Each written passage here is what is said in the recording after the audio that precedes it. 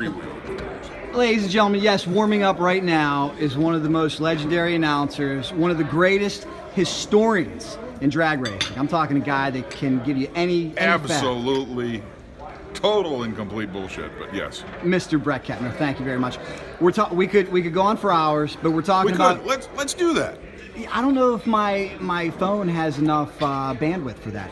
But anyhow, we're talking about the greatest motorcycle drag racing memory of your illustrious career. Let's have it. Well, you know, as the president of Masters Entertainment, I decided to go on and embark on a journey with motorcycle You're not doing drag a Ted racing. Jones impression, are you? No, not at all. Oh, now, Ted Jones, very instrumental.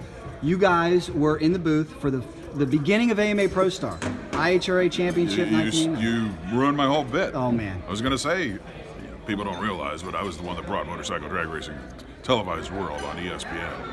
Nobody watched it, but we had the show, and that was all that mattered.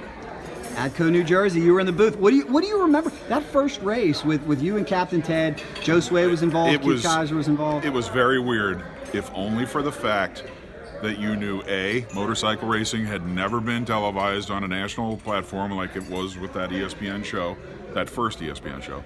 Second, every sponsor and every rider was virtually unknown to everybody who was watching those shows, except for a handful of bike riders.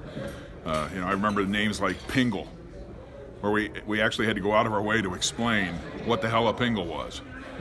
Because it made no sense to anybody other than the motorcycle racers. But more importantly, Ted, prior to the AMA Prostar deal, Ted had put top fuel motorcycle racing at IHRA events before there was an AMA Prostar. Little known fact, although you, Jack Corpella of all people, probably know the answer to this trivia question. Who, where, and when was the first 6-second two-wheeled pass? For 6 seconds, that was Orange County. Okay, other than the 693 test and tune pass by Terry Nance. That's disqualified? In front of a crowd and with tech. Okay, well, this has been a topic of controversy, so let's hear your answer. There's no controversy. Let's hear it from the man. A guy named Mark Miller at the 1987 Spring Nationals at Bristol, in which Ted kind of experimented with his own idea for what Pro Mod eventually would become. He was running the blown and nitro burning top fuel Harleys against the alcohol turbocharged funny bikes.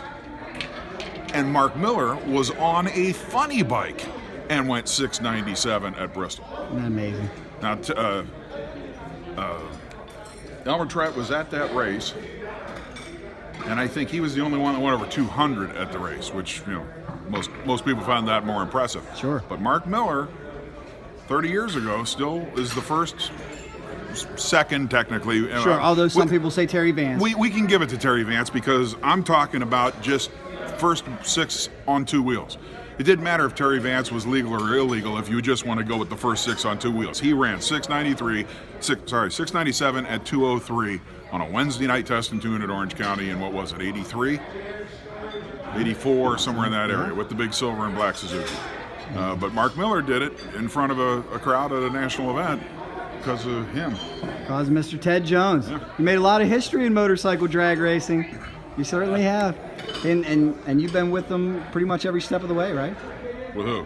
With Mr. Ted. How you let this guy hang around? He still is. He still is. I was going to say, did I retire? Did I suddenly pass away? He does some stuff for me. He does. He's the man.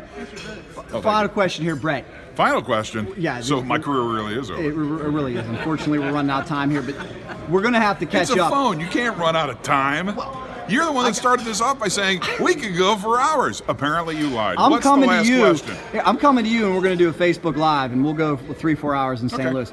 Here's the final question. What do you think about where the performance is today? Larry McBride just went 561, 258. What do you think about that? I think it's absolutely the final plateau. Nobody can go any quicker or faster. It's absolutely impossible for a two-wheeled machine to ever exceed 5.6 seconds or 258 miles an hour. It will never happen. Mark my words, it's impossible. Are you being facetious?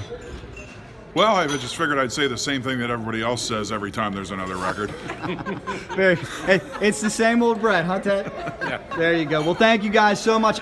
Mark my words, I'm coming to St. Louis, and we're going to talk to the only man who can win any bracket class in a rental car. Yeah. That's right. Thanks, guys. Okay.